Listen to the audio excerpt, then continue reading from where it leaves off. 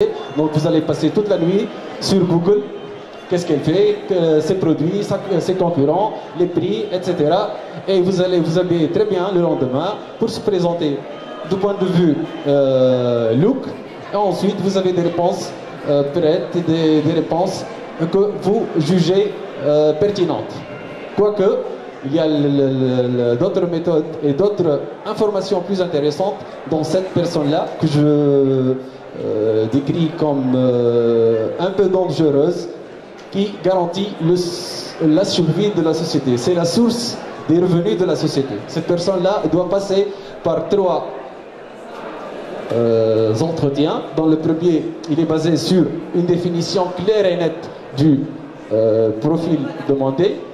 Un deuxième entretien psychotechnique, là où on ouvre les débats sur plusieurs volets, et on peut même échanger avec le candidat, sachant qu'il a le droit au maximum de temps à parler. Lorsqu'un entretien se déroule en 30 minutes, le candidat il a normalement le droit en 20 minutes. Donc, comme je disais, donc la deuxième partie sera psychotechnique, et la troisième sera des tests de scénario. Toute personne qui se trouve face à vous dans un entretien ou dans une enquête, il va essayer d'être parfait, qu'il sait bien répondre, qu'il a toute l'information, qu'il est la bonne personne au poste que vous voulez, où vous voulez l'embaucher. Mais en réalité, être en retrait lorsque vous proposez un scénario où vous parlez d'un accident ou une situation d'une autre personne tiers. Un de ses amis,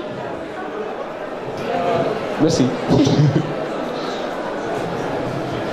un de ses amis ou un de ses parents, il a eu tel problème. Et vous lui demandez de décrire la réaction de cette personne-là. À ce moment-là, va se déclencher la réalité de son comportement. Vraiment, par exemple, pour nous tous, être au sein d'un problème, être les mains appliquées dans un problème, peut limiter le champ de recherche de solutions. Lorsque vous faites recours à un ami ou un parent et vous lui expliquez votre problème, vous remarquez qu'il a rapidement la réponse, qu'il a rapidement